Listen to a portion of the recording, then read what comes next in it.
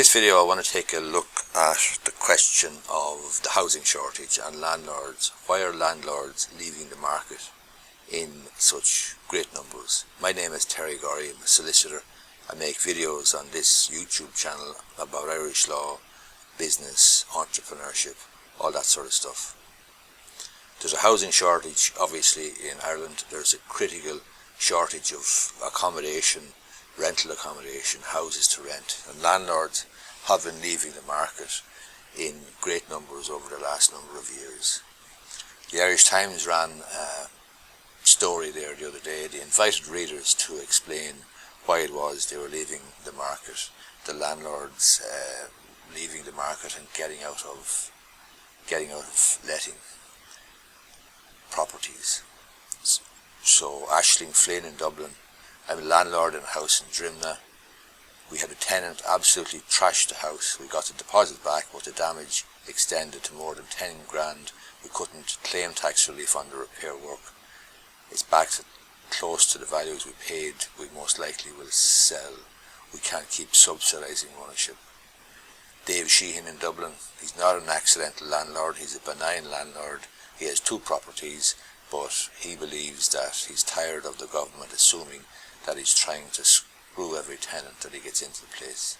Danny Leeson in Galway, with call-outs from tenants at all hours for ridiculous things such as a blown light bulb, 2-bedroom apartment, horrendous experiences in the past, people not paying rent or wrecking the property, us having to clean up afterwards or deal with antisocial behaviour and subsequent complaints from neighbours and so on. Shane McGee, he had a tenant refuse to pay rent for 15 months. Small landlord for 20 years. He had a tenant refuse to pay rent for 15 months, he claims, citing the Residential Tenancy Board's instructions as posted out to all rental properties to cease paying during COVID. He refused to engage, eventually leaving with rent outstanding. Dennis Murphy in Cork, what's the point? He's more trouble than it's worth. He's worked hard and built this house with his own hands. He's a carpenter. He's been renting it for a number of years, but he claims that the RTB, the Residential Tenancies Board, is tenant-oriented, and now it has another law where I must register annually. It's another tax to pay their wages. The tenant pays nothing because the landlord is a softer touch. He's making the point there that the landlord has to register the tenancy every year with the RTB, whereas the tenant doesn't have to contribute anything to that. Nicola Fitzpatrick in County Galway, tenants have requested replacements for items they have broken, which is really difficult to justify.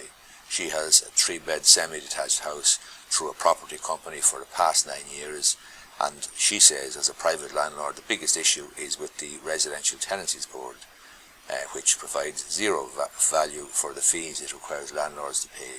Landlords have no rights, she claims. Everything is set up around the tenant. There definitely is a perception that the landlord gets a hard time vis-a-vis or by comparison with the tenant situation, and especially when they go to the Residential Tenancies Board to have a dispute or some sort of a determination. Francis Donaher, County Laois, the payments I receive are not meeting the mortgage payments. That's a different issue. That's his own decision, his own fault, quite frankly. He should have figured that out at the outset, but that's nothing got to do, quite frankly, with landlords leaving the market. He should never have got into the market first if he felt that the payments were not going to meet the mortgage payments, and quite frankly it's not a big job to figure that out before you buy the house. Emma Mooney, we've decided to leave our rental property empty. It's sad as we've been inundated with requests to rent it. So here we have a lady in County Galway who has decided that the best thing for them to do is actually to leave the house empty. Lisa Mulligan, County Dublin, we spent 12 grand on a second shower but can't increase the rent. So they recently spent 12,000 euros putting a second shower on the property, but they're not entitled to increase the rent as we didn't move a wall or make any other structural change. It's ridiculous, all completely against the landlord. There is that perception there, certainly from landlords. Grania, County Dublin, for the genuinely decent landlord, what exactly is the incentive to rent out a property? So she is questioning the economics of it, quite frankly, and the whole tax situation. Anthony Stapleton, County Dublin, he's in the same boat. You wonder why you ever got involved. He's been a small landlord for more than 15 years. He's self-employed. It's his only pension. Fortunately now for him, he says he's had good tenants, but the crux issue is tax. Basically, he feels that the tax regime for landlords is manifestly unfair. AOM in County Cork, the damage was horrendous, is the heading on this one. Our tenant took advantage of the RTB loophole and stayed at the property for 16 months without paying rent. That's the second such incident here that is reported in the Irish Times. No rent for 16 months, and what can you do as a landlord? Go after the tenant who's absconded or cleared out or left. You can't get blood out of a stone, so there's no point. The damage he caused was horrendous. We will never ever rent out a house again. That's AOM in County Cork. And then Niamh Farrell in County Limerick. She became a landlord when I moved out of Dublin to live with my partner during COVID. She purchased an apartment. She says the only thing that stops her selling is that I'd make a family with a young child homeless. So there is a huge amount of, when the tenants have more rights, the owners have fewer, so they start to exit the market. So Bill Ford in County Cork advances the proposition or the opinion that tenants have more rights, landlords don't have the rights, or don't get a fair shake, quite frankly, and they're leaving the market. You might say that that's absolute nonsense, that landlords have plenty of rights, and it's not the case that landlords are treated unfair.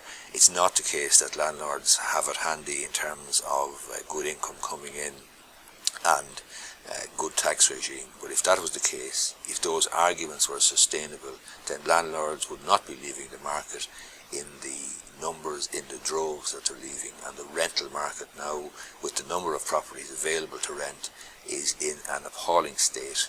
Definitely in this budget there will be something done for the landlord and the landlord class, but the difficulty is a lot of them have gone, they've left already, they've made irreversible decisions to sell, and that's that.